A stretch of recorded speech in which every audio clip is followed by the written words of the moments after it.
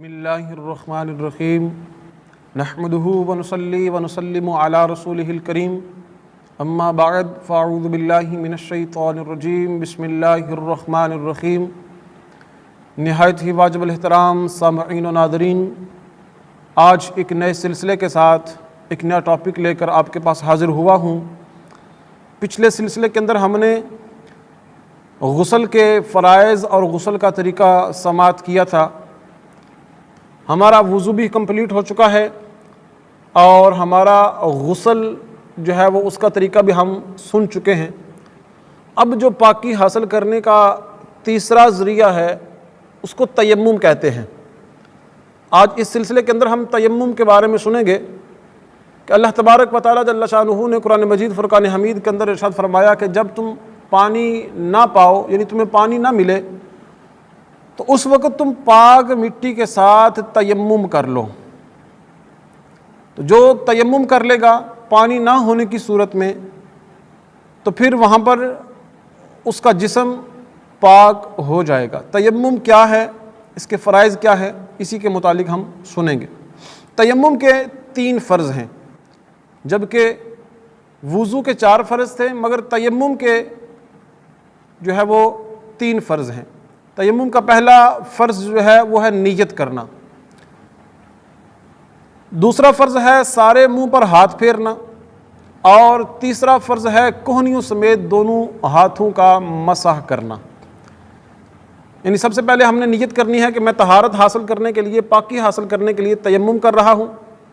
اس کے بعد جو ہے وہ چیز جو زمین کی جنس میں سے ہے اس کے ساتھ ہم نے اپنے ہاتھوں کو جو ہے وہ مس کرنا ہے، اور پھر اپنے چہرے کا مسح کرنا ہے۔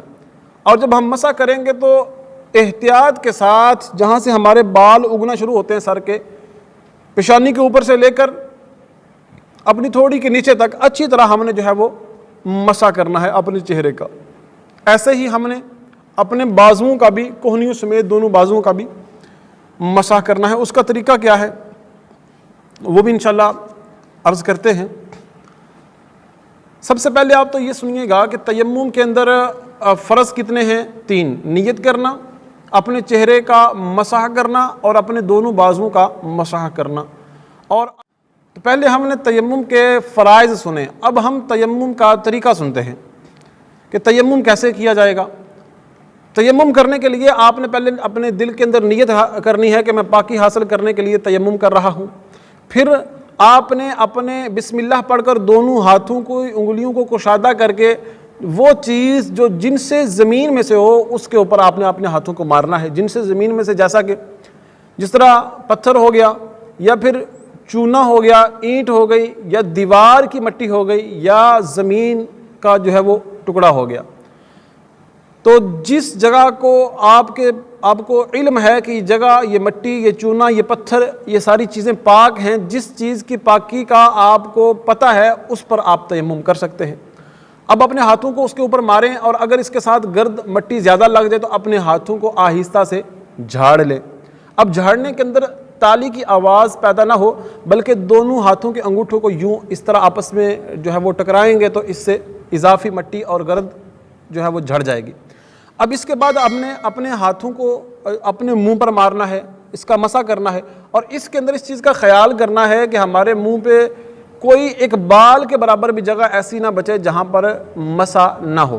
اگر ایک بال کے برابر بھی جگہ بچ گئی جس پر ہاتھ نہ پھرا تو پھر کیا ہوگا، ہمارا فرض ادا نہیں ہوگا۔ اسی طرح دوبارہ اپنے ہاتھوں کو زمین پر ماریں، اور اس سے جو ہے وہ اگر گرد زیادہ ہو تو جھاڑنے کے بعد آپ اپنے سیدھے بازو کا پہلے مسح کریں گے۔ اس کا طریقہ کیا ہے، آپ اپنے الٹے ہاتھ کی ہتھیلی کی جو انگلیاں ہیں یہ اپنے سیدھے ہاتھ کی پشت پر انگلیوں سے شروع کریں گے، اور یوں کھینچتے ہوئے اس انداز میں اپنی کوہنی تک آئیں گے، اور ادھر سے جب آپ واپس جانے لگیں تو آپ کی ہتھیلی اور آپ کا انگوٹھا یہ جو ہے وہ آپ کے بازو کے ساتھ پہلے ٹچ نہیں ہوا، اس کو اب یہاں سے ایسے گھما کے یوں لے آئیں۔ تو یہ ایک مستحب عمل ہے، سنت ہے۔ اور اگر یوں بھی آپ بالفرض ہتھیلی سے یہاں سے شروع کر کے اس طرح کر لیں گے تو آپ کا تیمم اور آپ کا فرض تو ہو جائے گا، مگر یہ خلاف سنت ہے، سنت کا ثواب نہیں ملے گا۔ تو ایسے ہی ہم نے الٹے بازو کا بھی مسح کرنا ہے، سیدھے ہاتھ کی ہتھیلی جو ہے نا، انگلیوں جو ہے، انگلیوں کی سامنے والی سائڈ یہاں سے شروع کریں اور یوں اس انداز میں کرتے ہوئے اپنے اس بازو کا بھی آپ مسح کر لیں۔ اس کے بعد